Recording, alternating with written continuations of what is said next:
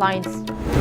Manipur needs leaders who can confront Delhi for its welfare, says National Secretary of RPI Athawale Maheshwar Thaunaujam.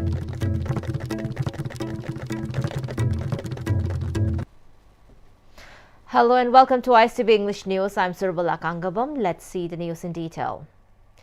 National Secretary of RPI Athawale Maheshwar Thaunaujam stressed the need for leaders who can confront Delhi for the welfare of Manipur, adding that failing to translate words into action is a significant loss for the state. He made a statement at the valedictory function of the 9A Site Open Football Tournament organized by Tanning Development Club, Mayang Langjing, at the ground of the club. Speaking further, Maheshwar Thaunaujam alleged that several agreements signed in the assembly by previous ruling and opposition parties have not been implemented. He noted that demands to withdraw the statement of objectives with Kuki armed groups and to remove the All Kuki tribe from the scheduled tribe list were raised but remain unfulfilled. He said that since meetings with leaders in Delhi could not be held on these matters, no action has been taken, rendering the demands ineffective. While there is still uncertainty over government formation, the question of conducting a census has arisen. He raised concerns that if a census is conducted without implementing the NRC in 1951, it could legitimize the large influx of illegal immigrants who entered the state after the year. He emphasized that to address the severe hardships faced by the Manipur today, it is imperative to elect leaders who are well qualified and capable.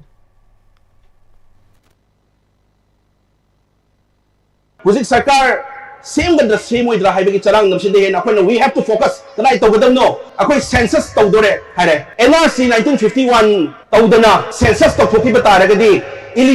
illegal ruling opposition suspension operation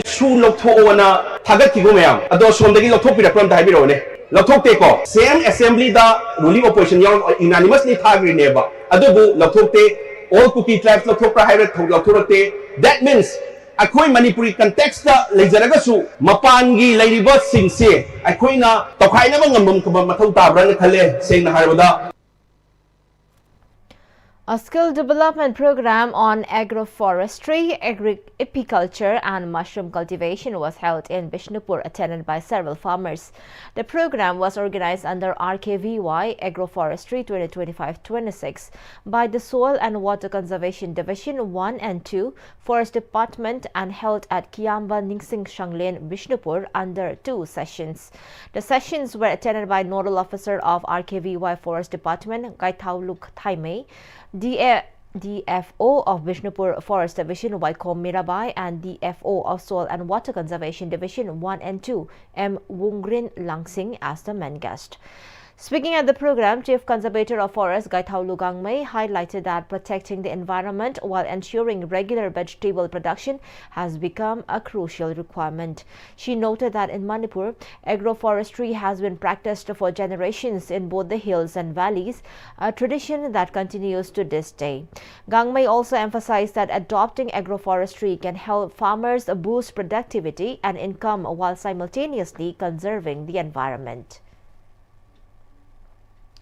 In the second session, RFO MD Abdul Khalik spoke as a resource person on agroforestry KBK Bishnupur SMS Horticulture. Dr. P. Bijaya spoke on the role of horticulture crops in agroforestry. Associate Professor, Department of Agricultural Entomology, PDDUIAS, Dr. Kangdam Bumpy spoke about beekeeping and life demonstration and SMS plant protection. ICAR KBK Churachandpur, Dr. N. Johnson spoke on introduction on mushroom cultivation and life demonstration. Two-day National Interaction Program on the Conservation of Manuscripts and Documents commenced today at the Manipur University Court Hall under the chairmanship of Manipur University Vice-Chancellor Professor N. Lokendra. The program was organized collaboratively by the Center for Indian Knowledge Systems, Department of Ancient History and Archaeology, Manipur University, National Archives of India, New Delhi, Ministry of Culture, Government of India, Manipur University Central Museum, INA War Museum Library Moirang, and the Department of Art and Culture, Government of Manipur. The event was graced by Vice Chancellor of Manipur University, Professor N. Lokendra, Dean of the School of Social Sciences, Manipur University, Professor Memta Loitongbam, Deputy Director of the National Archives of India, Ministry of Culture, Naroibam Raju, and Director of Head of the Center for Indian Knowledge Systems and the Department of Ancient History and Archaeology, Manipur University, Professor Oinam Ranjit. Speaking in connection, Professor Oinam Ranjit, who served as the organizing secretary, emphasized the importance of manuscript preservation in safeguarding Manipur's cultural heritage, traditional medicine, and historical knowledge passed down by the forefathers, which are slowly disappearing due to the effect and challenges posed by globalization.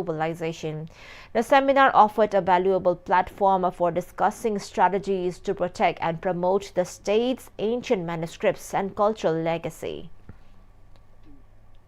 ꯑꯩꯈꯣꯏꯒꯤ ꯍꯥꯟꯅꯒꯤ traditional ꯑꯣꯏꯕ ꯄꯣꯠꯁꯤꯡꯁꯤꯗ ꯌꯥꯝꯅ ꯆꯥꯎꯕ influence ꯑꯃ impact ꯑꯃ ꯂꯥꯛꯄ ꯍꯥꯏꯔꯤꯕ impact ꯑꯁꯦ ꯑꯩꯈꯣꯏꯒꯤ ꯑꯣꯏꯖꯔꯤꯕ ꯑꯩꯈꯣꯏꯒꯤ ꯃꯅꯤꯄꯨꯔꯒꯤ ꯂꯩꯖꯔꯤꯕ ꯑꯩꯈꯣꯏ ꯄꯨꯌꯥꯁꯤꯡ ꯑꯩꯈꯣꯏꯒꯤ ꯀꯜꯆꯔꯁꯤꯡ ꯑꯩꯈꯣꯏꯒꯤ ꯇ꯭ꯔꯦꯗꯤꯁꯅꯦꯜ ꯃꯦꯗꯤꯁꯤꯟꯒꯤ ꯁꯤꯁꯇꯦꯝꯗ ꯑꯣꯏꯔꯣ ꯊꯥꯏꯅꯗꯤ ꯄꯨꯛ ꯁꯨꯕ ꯀꯔꯤ ꯀꯔꯤ ꯂꯩꯕ ꯁꯤꯒꯨꯝꯕ ꯃꯌꯥꯝꯁꯤ ꯃꯥꯡꯊꯔꯛꯀꯗꯕ ꯄꯨꯝꯅꯃꯛꯁꯦ ꯑꯩꯈꯣꯏꯅ ꯑꯃꯨꯛꯇꯪꯗꯤ ꯃꯁꯤ ꯄ꯭ꯔꯤꯖꯥꯔꯕ ꯇꯧꯔꯒ ꯑꯩꯈꯣꯏꯒꯤ ꯍꯧꯖꯤꯛꯀꯤ ꯁꯣꯁꯥꯏꯇꯤ ꯂꯣꯏꯅ ꯇꯨꯡꯒꯤ ꯃꯤꯔꯣꯜꯒꯤꯗꯃꯛꯇ ꯑꯩꯈꯣꯏ ꯊꯝꯍꯧꯕ ꯍꯥꯏꯕꯁꯤꯒꯤ ꯄꯥꯟꯗꯝꯗ ꯉꯁꯤꯒꯤ ꯁꯦꯃꯤꯅꯥꯔ ꯑꯁꯤ ꯄꯥꯡꯊꯣꯛꯆꯕꯅꯤ. In a continued effort to promote environmental awareness, Eco Network Manipur is educating residents on proper waste disposal and encouraging a cleaner, waste-free state.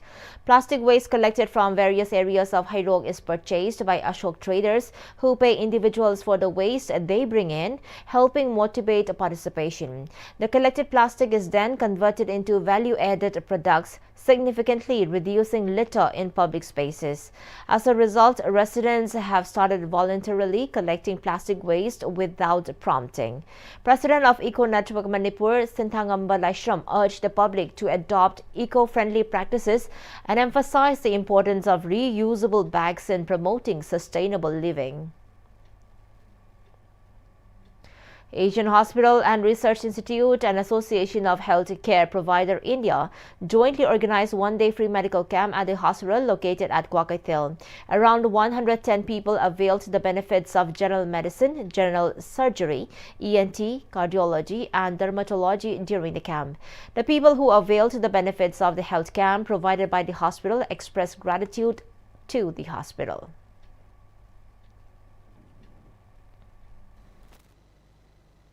ꯑꯗꯨꯒ ꯏꯁꯥꯁꯨ ꯑꯗꯨꯝ ꯐꯖꯅ ꯌꯦꯡꯕꯤꯔꯦ ꯑꯗꯨꯗꯨꯒ ꯉꯁꯤꯒꯤ ꯐꯦꯁꯤꯂꯤꯇꯤꯁꯦ ꯌꯥꯝ ꯍꯔꯥꯎꯋꯦ ꯃꯊꯪꯗꯁꯨ ꯑꯗꯨꯝ ꯇꯧꯕ ꯉꯝꯕ ꯑꯣꯏꯕꯤꯌꯣ ꯑꯗꯨ ꯃꯌꯥꯝꯕꯨꯁꯨ ꯊꯥꯒꯠꯆꯔꯤ ꯌꯥꯝꯅ ꯐꯖꯅ ꯌꯦꯡꯕꯤꯔꯦ ꯉꯁꯤꯒꯤ OPD ENTꯒꯤ ꯌꯦꯡꯖꯔꯨꯕꯅꯤ ꯑꯗꯨꯕꯨ ꯑꯩ ꯅꯨꯡꯉꯥꯏꯇꯕꯁꯤꯡ ꯍꯥꯏꯗꯤ ꯈꯅꯥꯎꯒꯤ ꯅꯨꯡꯉꯥꯏꯇꯕꯒꯤ ꯌꯦꯡꯕ ꯂꯥꯛꯄꯅꯦ ꯑꯗꯨꯕꯨ ꯑꯩ ꯁꯥꯏꯅꯁꯀꯤ ꯄ꯭ꯔꯣꯕ꯭ꯂꯦꯝ ꯈꯔꯁꯨ ꯂꯩ ꯈꯅꯥꯎꯒꯤꯗ ꯅꯠꯇꯅ ꯑꯗꯨꯒꯤꯁꯨ ꯌꯥꯝ ꯐꯖꯅ ꯑꯦꯗꯚꯥꯏꯁ ꯄꯤꯕꯤꯔꯦ. A music workshop on Manipuri folk and traditional music was successfully conducted today at the 8020 Nutritional Fitness Center, Kolkata. The event was organized by Manipuri in Kolkata to promote and preserve Manipuri cultural heritage. The workshop was led by renowned Manipuri folk and traditional singer Thokchom Lansana Chanu, who shared insights into the richness, techniques, and cultural significance of Manipuri music. Participants actively engaged in learning traditional melodies, rhythms, and vocal practices. Around 60 participants from different age groups attended the session, making it lively and interactive. The event received an enthusiastic response and underscored MIK's continued efforts to promote Manipuri culture. The program concluded on a positive note, with attendees expressing appreciation for the informative and inspiring session. Manipur police recovered 2 stolen two-wheeler vehicles. The 2 vehicles were reportedly stolen from Tuisen under Machi police station in Technopol district on 17th of this month and recovered by a team of Machi police. The vehicles include a Royal Enfield 650 bearing registration number MN01AR8324 and a Honda Activa without registration number. The 2 vehicles were found parked in a location in Tuisen village by unknown miscreants. Security forces seized the various narcotic items. On 17th of this month, apprehended a man identified as MD Riaz Khan, age 31, a resident of Sangayumpam, Nungpo Mathak Lekai, along with 13 bottles of Delstalt cough syrup, 33 bottles of Verifolk cough syrup, 9 strips of Nitrazepam tablet strips and a mobile phone from his residence. In national news, we have U.S. President Donald Trump has invited Prime Minister Narendra Modi to join the Board of Peace, a body aimed at bringing lasting peace to Gaza. The invitation was extended in a letter shared on social media by the U.S. Ambassador to India, Sergio Gore. In his letter, Trump described it as his great honor to invite the Prime Minister to participate in efforts to solidify peace in the Middle East and embark on a bold new approach to resolving global conflicts. The Board of Peace was unveiled as part of the second phase of a ceasefire agreement between Israel and Hamas in the Gaza Strip. In October, Israel and Hamas had agreed to Trump's peace plan. In the letter, Trump also referenced his September 29 announcement of a comprehensive plan to end the Gaza conflict, along with a 20-point roadmap for Middle East peace, which includes making Gaza a de-radicalized, terror-free zone that does not threaten its neighbors. Washington is projecting the Board of Peace as a new international body to promote stability and lasting peace in Gaza and beyond.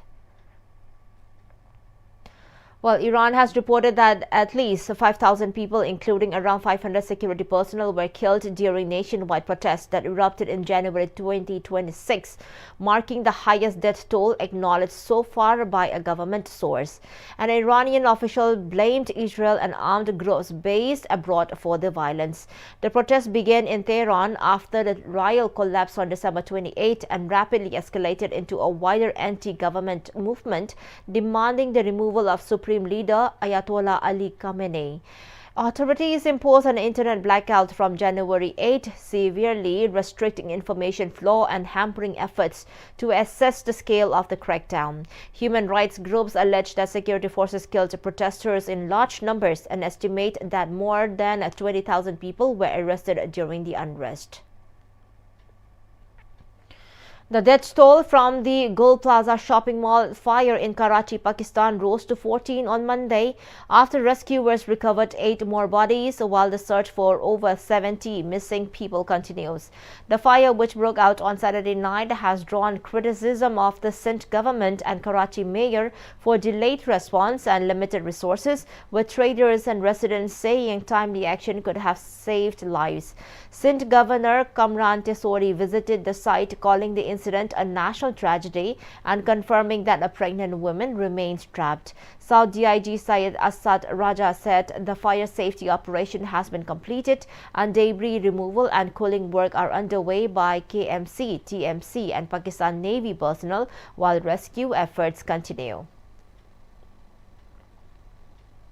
And before we wind up the top stories once again. Manipur needs leaders who can confront Delhi for its welfare, says National Secretary of RPI Athawale Maheshwar Thaunaujam.